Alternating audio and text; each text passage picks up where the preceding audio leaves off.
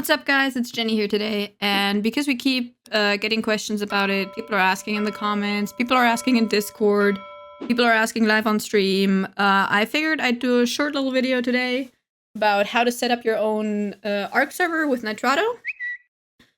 I'm gonna go through just the general settings, how to get the server itself going. We're gonna go over how to add mods, how to cluster your servers, and then just some basic INI settings. So the first thing we're going to do is, when we're on the main page for Nitrado, we're going to go here to the game servers. Going to select game. Obviously, we want an Ark server. Just for right now, we're going to go with the basic public server. Going to go on to configure now. Here you have the option of choosing any game you want. You can set up a PC server for Ark. You can set up the PS4 server, the mobile server. We're going to go with the just regular PC version for choosing the game. Then here you can choose where you want your server to be hosted. So wherever you are, you get the best ping. Just for right now, we're going to let this one run out of Frankfurt, which is the closest to us. Then we hit next. For Ark, the minimum... you pay for 30 days for 10 slots, you pay 10 euros. Here you can change how much RAM you need. So for example, for our builder server right now, we pay for extra RAM just because it makes the server run smoother if there's a lot of entities on the server, a lot of structures, those kind of things. But for every just regular Ark server, the standard is fine. And then here you can select how long you want to prepay for the server. Go with 3 days, 30, 90, or for an entire year. We're just going to go with the 30 days for now. I'm going to click on continue. And then you can select when exactly do you want your server to be started. We're going to start the server right now. We have the game here checked. We have the rental time again. We've got the RAM. So we're going to go to order now. And it's going to take a couple minutes, maybe 2-3 minutes for the server to start installing the game. And I'll bring you guys back when that's done and we can go through the settings. All right, so the server is all set up. The game is installed. What you want to do to get to the actual server list is you're going to hover over your username up here. Go to My Services. That's going to bring up a list of all the servers you have going. And then you click on the little cogwheel on the right, which will open the interface for the server. Up here in the top left, you have your server IP, all that info. You have your CPU usage here, memory usage. You can keep track of how many players are online at a time. Down here, you get your FTP access info. If you want to, for example, say, pull the save file or something like that. But all of that is not really important right now. We're going to go here over on the left. Going to go into settings, go to the general settings. And that's where you want to start. All of our servers are running in expert mode, which gives you access to all the INI settings. So that's the first thing we're going to check mark. It brings you up a little like warning that it can change settings on the server if it's already running. Our server hasn't been running, so we're just going to continue. First thing we're going to do is save down here. And then it refreshes the page. And we get the different layout for the expert mode. Then let's just go through the basic settings. Up here, the language. You can pick whatever language you want or need. The map name right here. This is, for example, if you just pick any map you want. You have all the free DLCs, the story DLCs, and if you have modded maps loaded up on the server, you can pick one of those here. And if you're preparing your server for Genesis already, eventually when the map actually drops and it goes through for Nitrado as well, Genesis will pop up here in this list, and you can just select whichever map you want. We're just going to go with Rag for now. This setting is a little questionable. What it means is, for example, if there's an update to any mods you're running, or if there's a game update, the server will automatically restart. It doesn't give you a timer, it doesn't give you a warning or anything. It just restarts the server. So we choose to run our servers without it. Just because we have a lot of people playing at all times. And especially if you're running a server with a lot of mods, there's going to be lots of mod updates, which means the server will just constantly be restarting. But that's just personal preference. And here you have Battle Eye. Here, under Active Event, you can pick from a list of events which you want to run.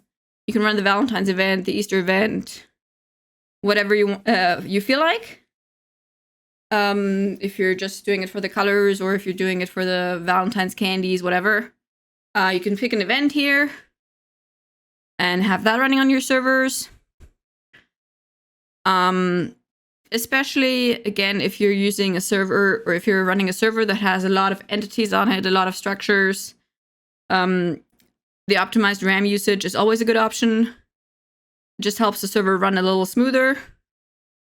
Then down here with backup, this is how you would wipe a server if you've already had it running and you want to start over.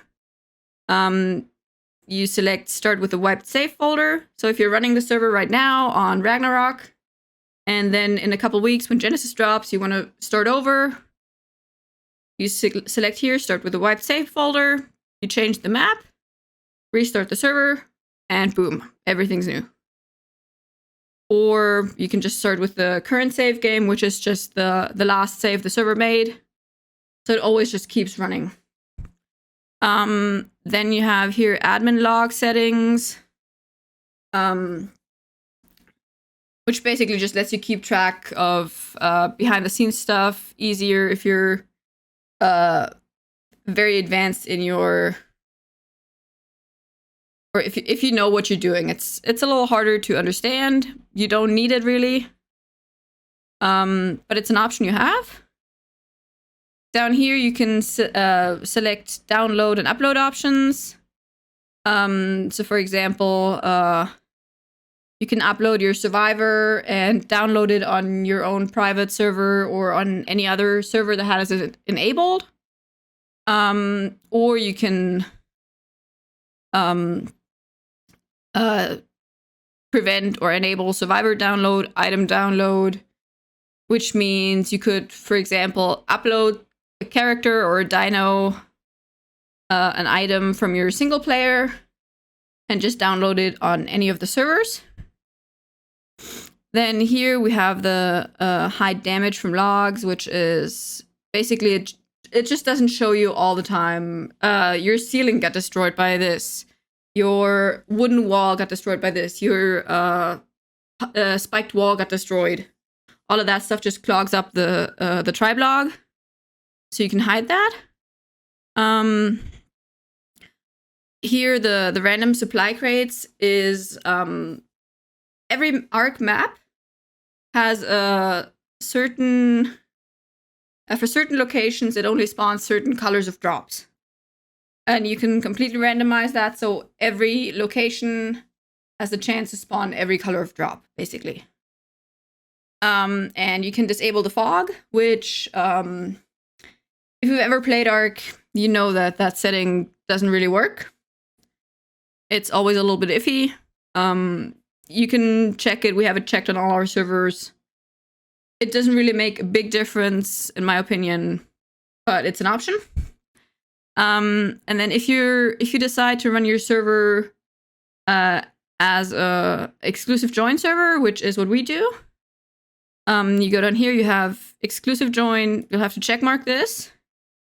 Any server, any player that you want to be able to join your server, you need their Steam 64 ID, You add it in here.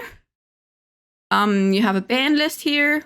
Works the same. Steam 64 ID. Add the ID, and they won't be able to join the server anymore. And you can you can whitelist yourself as an admin, which means you'll have access to the console commands, or if you're running ACM, for example, you'll be able to use ACM. So those are the most important things to know here. You can also just run your server open. You can uncheck that. Anyone can join. You can later set a password in the game INI or in the server settings to just have it password protected. We run our servers via whitelist just because it's the easiest, and you can just make sure that nobody that's not supposed to be on the server gets on the server. Then here come like a bunch of options for the gameplay. Tribe name change, not really important. You can enable or disable the flying in caves. Right here, you can override the official difficulty, which means you can change basically the dino levels. We have all our servers on difficulty 6, which means the levels on the wild dinos go up in increments of 6. Max level is 180. You can go up to difficulty 10, which gives you a max wild level of 300. You can go to 5, which means your max level will be 150. That's just all up to you. Destroy all wild creatures. It's basically it's a dino wipe that happens with when you restart the server. So if you checkmark that right now, hit save, restart the server, it'll dino wipe. So you don't have to do it in game. Show floating damage text. That's the damage value numbers that pop up on the screen whenever you're fighting something. You can enable or disable the imprinting buff. Anyone can imprint. So basically either literally anyone in the tribe can imprint the dino, or if you uncheck that, only the person that claimed the baby in the first place can imprint. The structure platform prevention is about turrets and stuff like that, crop plots on rafts, on platform saddles, those kind of things. Basically, all the settings here on the left, they're explained on the right. Just go through, check whatever you want on your server, what you don't think you need. One thing that we run that I think a lot of people find very, very nice, just because it gets annoying after a while, is prevent the spawn animation. So every time you die and respawn in a bed, you don't get the whole like looking at your arm, looking up at the sky thing again. You just disable that. And it's just a lot less annoying. Yeah, down here you have PvE options. You can turn on offline PvP protection, which means whenever you're offline or nobody from your tribe is online, your structures, your dinos, nothing can get hurt. Yeah, and down here at the very bottom, you can change how much, if you put a level into oxygen on yourself, how much that affects your swim speed, basically. But yeah, that's about it for the general settings. And if you scroll all the way back up on the left here again, go to mods and workshop. We're just gonna save this here real quick. No real reason, but save it. To mods and workshop, which will bring up this. Here again, the very first option you have is manual update, which means you'll have to always manually tell the server, hey, this mod had an update. I'm going to need you to update this. Automatic update on restart is whenever you restart the server, it automatically checks if there's any mod updates and it loads those up. And automatic update, again, is whenever there is a mod update, the server will just automatically shut down and restart. Then here, if you're playing with a total conversion mod, you put the mod ID in here. We're just gonna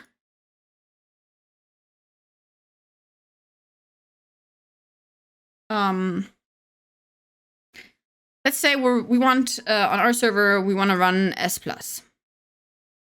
So we go to Steam. Already have S+ in here.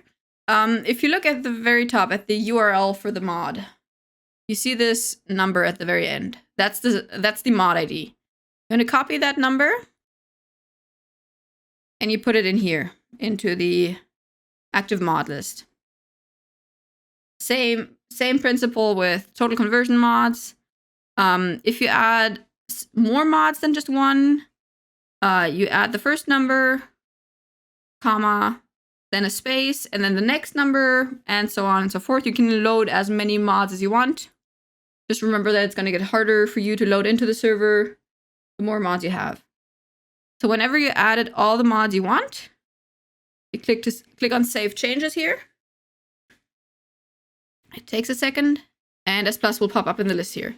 It'll tell you that the mod is automatically going to be installed on the next server restart.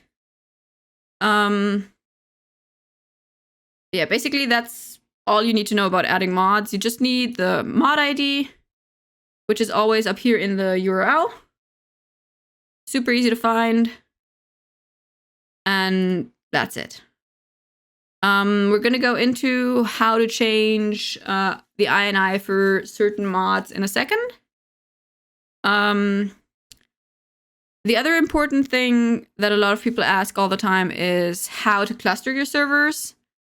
So if you look over here on the left side, you have in the settings list, you have a setting called cross arc. That's where you want to go. Okay. So the first thing is here, cross travel. Cross arc is basically clustering. You want to have that checked. And then for all the servers you want on the same cluster, you're going to do this on one server. You're going to click here on Generate New Cluster ID. This is the cluster ID here, right here. You're going to copy that. And on any other server that you want on the same cluster, you're going to go into the cross arc settings. You're going to check cross arc, and you're going to copy paste the same cluster ID in. Then here you can limit it as to what you want to be able to transfer between the servers. It's just the standard survivor, download, item, Dino. And at the very bottom here, you can allow foreign Dino downloads, which means, as it says here, basically non-aberrant dinos to aberration and things like that. So when you're happy with your settings here, again, click Save. And whenever you add the cluster ID, you're going to need to restart your server. That goes pretty much for any change you make in any of the settings. You always have to save them, and they come into effect with the next server restart. And then the biggest thing that people always ask about is the INI. So because we're running the server in expert mode, we're going to go over here to the expert settings, which brings up this window. Right here at the very top, we have the game user settings INI, we have the engine INI, and we have the game INI. If you look through here in the game user settings, the very top, you don't really need to mess with any of that. Here in the shooter games settings, you don't need to mess with the scalability. Here in session settings, you can change the name of your server. You can change that to whatever you want. Here it'll just tell you how many slots your server has. And then we get into the server settings. If you don't want to run it through admin or whitelisting for admins, you can set an admin password here, which you'll have to put in game so you get access to the command console commands and, for example, ACM. You can set a server password. If you choose to not run it off whitelist, you'll have to enter the password to join the server. Then here, show map player location. That's a little like blue triangle whenever you open the map that shows you where you are. Then another big setting, especially if you're on our servers, everyone's in one big tribe. So a problem that can come up is that the tame level is reached for your tribe. You can change that here. Basically make it 100,000, 1 million, whatever you want. Server hardcore, basically the hardcore setting. Basically, whenever you die, you lose everything. You start over. There's just like a bunch of settings in here. If you're setting up your own server, especially in the beginning, if you're doing it for the first time, don't mess around with anything too much, is what I would suggest. And whenever you have some time, go through it, read through all the settings. I know it takes forever. But read through all the different lines you have here. It'll help you figure out what exactly you can change. What else is important in here? Again, we have the disable fog, which doesn't really do anything. Here the structure, prevent, resource, radius, multiplier is basically how far from any foundation or feeding trough will resources and dinos start to spawn again. So default is 1. If you set it to 0.005, for example, things will start spawning really, really, really close to your foundations again. If you set it to 10, for example, that distance will just be giant and nothing will spawn anywhere close to your base. You can change the pickup time that vanilla structures will give you after you place them. Here with the structure pickup time after placement. This line here is for all the pieces that got added with the homestead update, like the triangle ceilings, the large walls, all that stuff. So if you have the allow integrated S+ structures set to true, all of those new vanilla structures are going to show up in your engrams. You can set it to false. Okay, I can't type. You can set it to false, which will hide all those new additional pieces from your engrams. They just won't show up. This line here is fairly important, especially it also works for console players. As long as you have access to the to your INI settings, with the item stack size multiplier, you can change how high things stack. So by default, it's set to 1, which is what is raw meat stacks to what, 30, I think now. Mutton and things like that don't stack. So you can change how high you want these things to stack.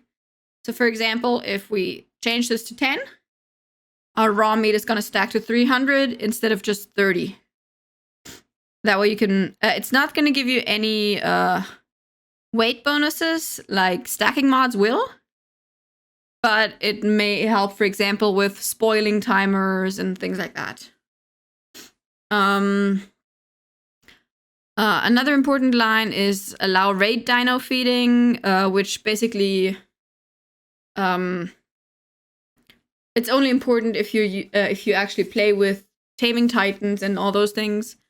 If you have that set to true, your titan tames are basically going to be permanent. They'll eat after taming, and they won't just starve to death like they usually would. Okay, this line here, enable extra structure prevention volumes, is an important one. Usually you want to have that set to false, if you can type. That setting basically is how close to an obelisk can you build, how close to supply drops, all of those things. Like that usually, if you ever played on an official server, you know that like from an obelisk, you have to go so far away before you're actually able to build. And this setting takes that away, and you can build directly at the obelisk. Here again, we have the prevent spawn animation, prevent diseases, or make the diseases non-permanent, which means they'll just disappear whenever you die. You can turn on and off the hit markers. And here you can just have a little like message of the day that basically always pops up whenever someone joins the server. Just say hi to your players or whatever. Then the next part is the mod INI. The easiest way for S+ is if you just go into the discussions here. I think it's in here. Yes. Okay. So for S+, the creator of the mod has already done a big part of the work for us. If we click here on the config settings, you already get a whole lot of list for all the different settings you can change with S+. You see, it's a lot of different things you can do. Basically, what you want to do is either you go through that list manually, or you just copy everything and then change it whenever you need to change something. If you're happy with just the basic S+, at least for the start, you can just copy this, put it in like that, and leave it. We're just going to copy the entire thing real quick. Copy. And then we're going to, here in the game user settings again, you're going to leave one empty line. And then here, going to add all the S+ settings. The thing you're going to want to have in here definitely is the header in the brackets, the structures plus. And then you can go from there. First, most important line for a lot of people, no foundations required. You want to set that to true, which means you don't need the foundation support for S+. You can have floating structures. You can build weird things like Cheese does all the time without having to have foundations underneath everything. You could technically disable the pickup for structures. You can disable the resource pulling.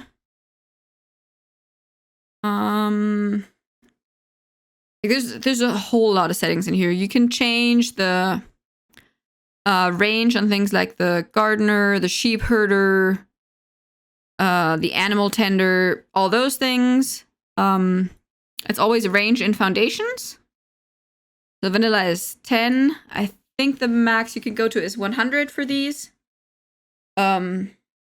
Which is like it doesn't sound like a lot, 100 foundations, but it's a massive range. So if you're playing on a server with a bunch of people, I wouldn't go over maybe 50 foundations for all of those things. Because otherwise you're going to start conflicting with other bases, and yeah, it's not fun. Then here you can actually change how many hit points the large walls, the extra large walls have. You can change the slot count for pretty much every single S+ structure. Here for the animal tender, the beehive, the beer barrel. What people always ask is for the hatchery. It's here, hatchery slot count. Change that to 1,000. That's the maximum you can get. And that way your hatchery can actually hold 1,000 eggs. Which means you don't have to put up 300 hatcheries if you have a massive breeding project going. You can set up 1 or 2, and you're not going to run out of space anytime soon. Like I said, you can change the slot count for pretty much any S+ structure, the fridges, the forges, the item collector, storage boxes, crop plots. Basically, yeah, again, anything. If you scroll down a little further, you can change the crafting speed. Where I find that really useful is with the beer barrel and the compost bin, just because they're so slow with crafting. So for example, you can change your crafting speed in the beer barrel to 25. So instead of taking, I don't even know how long it takes vanilla now to craft beer in the beer barrel, but basically it'll go 25 times as fast. You can just change it to 10 times, whatever. That's just personal preference. And do the same thing to the campfire, chemistry bench, any S+ crafting station. Then down here we have more the item collector range and foundations. You can change how far apart tech shields have to be, because like if you've ever played with the S+ tech shields, you see that like it won't let you place too close to each other. Here you can change how close you can place them to each other. Same with the teleporters. You can change the watering range for the beehive, actually. You can disable tech generators on platforms like rafts or on platform saddles.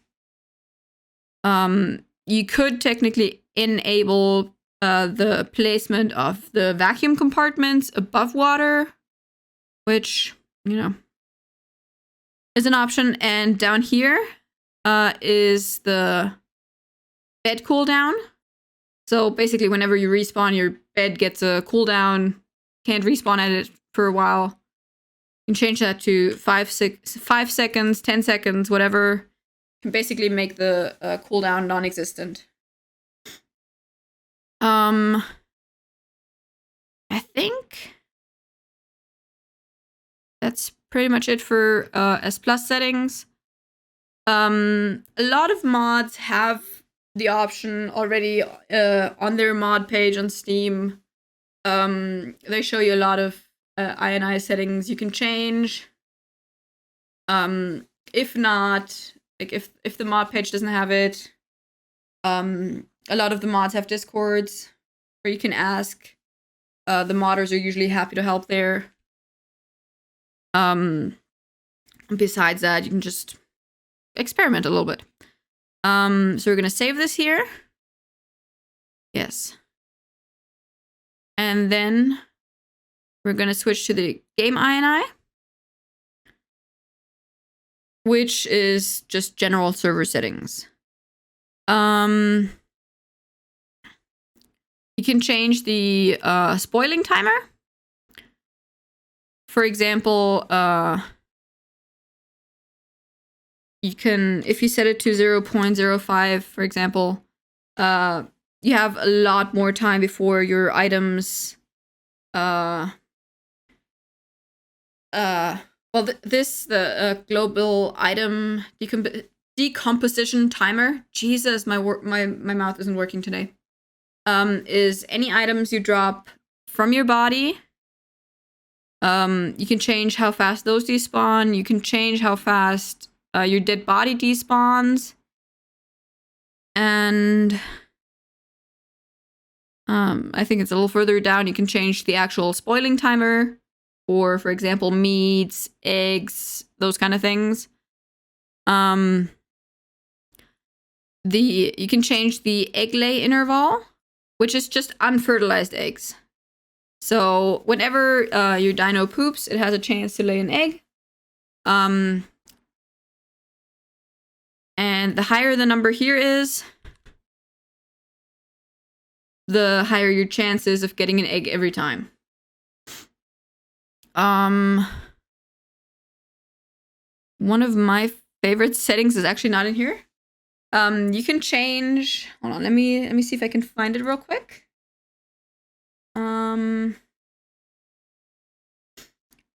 It's a setting I've had a lot of fun with already.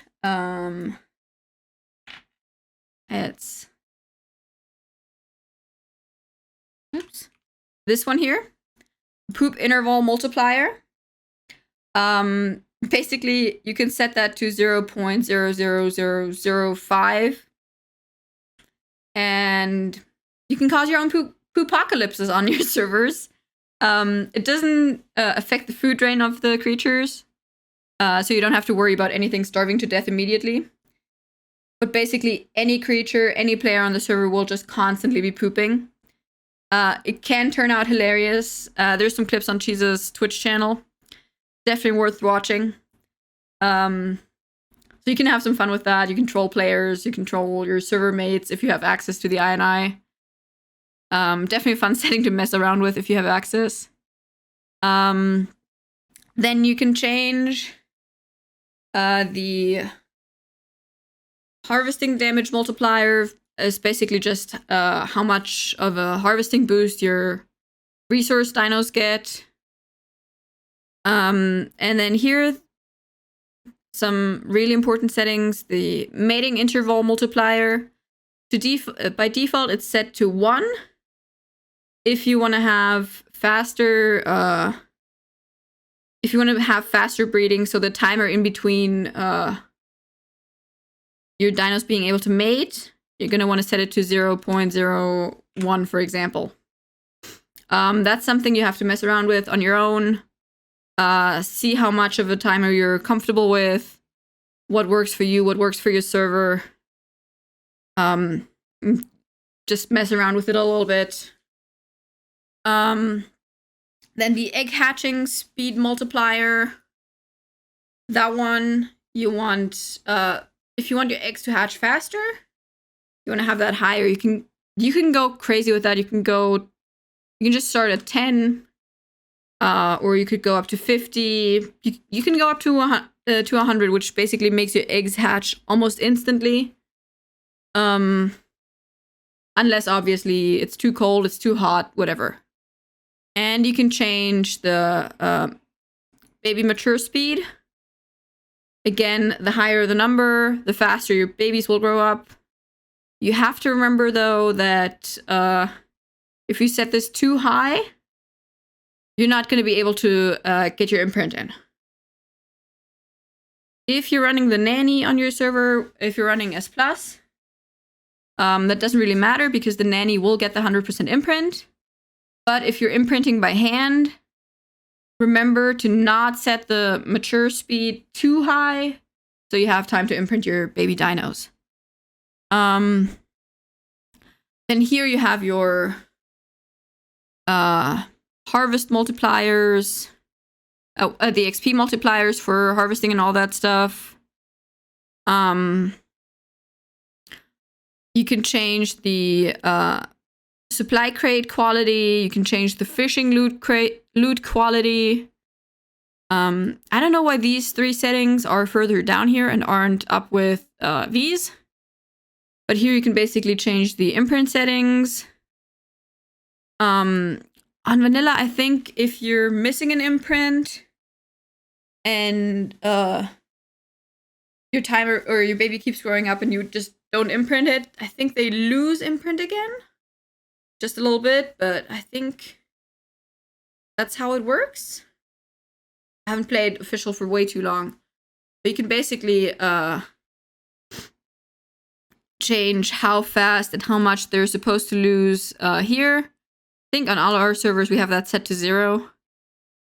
You can change how much of a stat boost your dinos get per if you imprint them.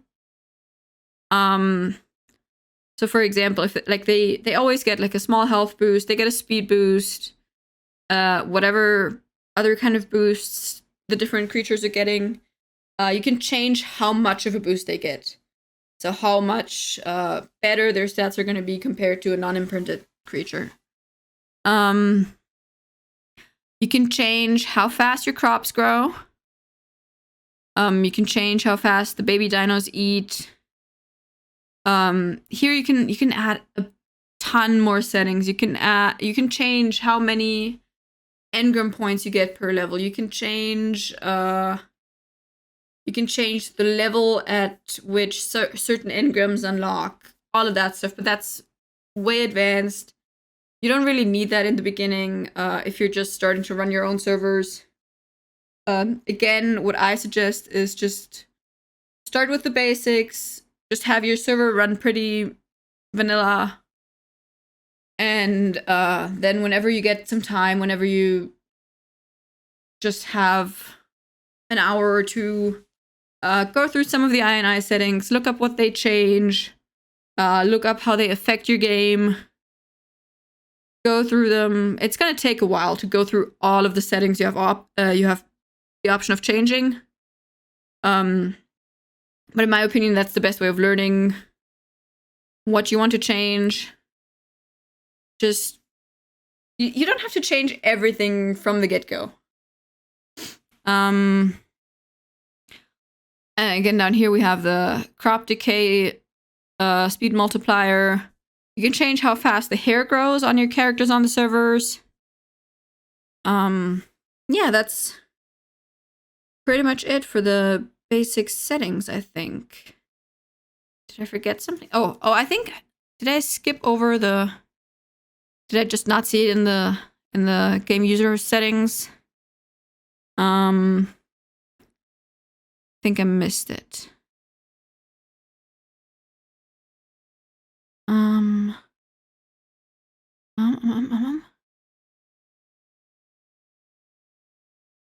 Give me just 1 second to find the settings, to scroll through all of this, and I'll bring you right back.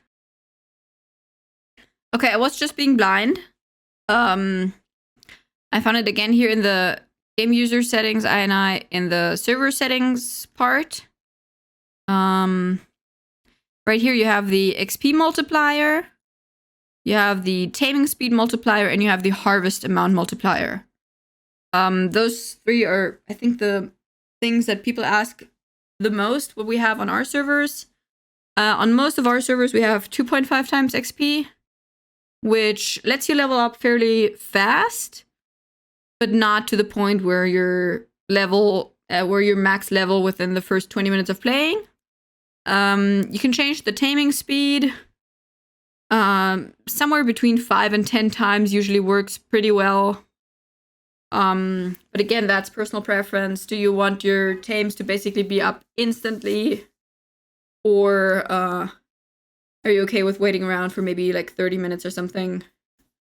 And then obviously harvest amount multiplier. Again, for most servers, somewhere between 5 and 10 works great. We are running a server with 100 times harvesting right now on our builder server. The thing you have to remember with that is every time you do go harvesting, if you have your harvesting set to 100 times, it will lag out the server. It will take the server some time to catch up to that. It's a lot of processing that needs to happen when you have your harvesting amount multiplier set that high. Obviously you can do it. It works. It runs. Just something to remember if you're playing on a server with a lot of people. If you have it set too high, you'll keep lagging each other out while you're harvesting. Yeah, I think that is pretty much all of it. One thing we can go over real quick as well is on the left side again, if you go to tools, you can hear you have a point that I always forget about whenever we set up a new server. Nitrado servers always come with a scheduled restart. It's like a daily restart every single day at this one, for example, is 8:39 a.m. every single day. The server will restart. Easiest thing to do, just remove it. I keep forgetting about that for our servers. I'm definitely guilty of that. And like 2 weeks into the server, people keep messaging me. So the server went down again at the same time. Did we do something wrong? Did we crash the server? I'm like, nope. Okay, that was just my bad. I forgot to take that out. You don't really need it. We restart our servers regularly for mod updates, for whitelisting, all that stuff. And especially if you're playing with a lot of people from different time zones all over the world. It's hard to find a time where everyone's offline, nobody's playing. So you could set a scheduled restart for every single day, but in my opinion, it's just not necessary. And the other thing is over here you have the backups. Once your server has been running for a while, you'll get a list here of server saves. So if something goes horribly wrong on your server, you'll have a list here. Hold on, I can just pull that up from one of our other servers real quick.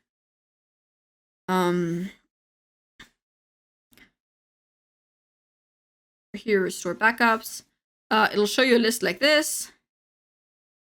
And if something goes wrong, if there was an accident on your server, someone caused the breed explosion and nobody can get on to deal with it, or whatever else happened, you can here restore a backup. It'll roll back your entire server and hopefully fix the problem. But yeah, I think that was pretty much all about how to set up your own servers. I know it was a lot of talking, probably a lot of fast talking, to be honest. I hope I could help you guys out. If there's any questions to anything, leave them down in the comments. I'll try to get around to answer all of them. And I'll be happy to help however I can. But yeah, I really hope you guys enjoyed the video, learned something. And if you guys are looking for your own ARK servers with Genesis just around the corner, check out Cheese's Nitrado link in the description below. They have awesome servers. They run amazing. Their customer support is on point. Even when we message them in the middle of the night that we're having a problem, usually within the hour the problem's fixed. And their servers are really, really cheap. 10 slots for 30 days, $10. You can't complain about that. But yeah, guys, don't forget to like the video if you enjoyed it. Subscribe for more cheese videos and Jenny sprinkled in here and there. And I'll see you guys next time. Bye-bye.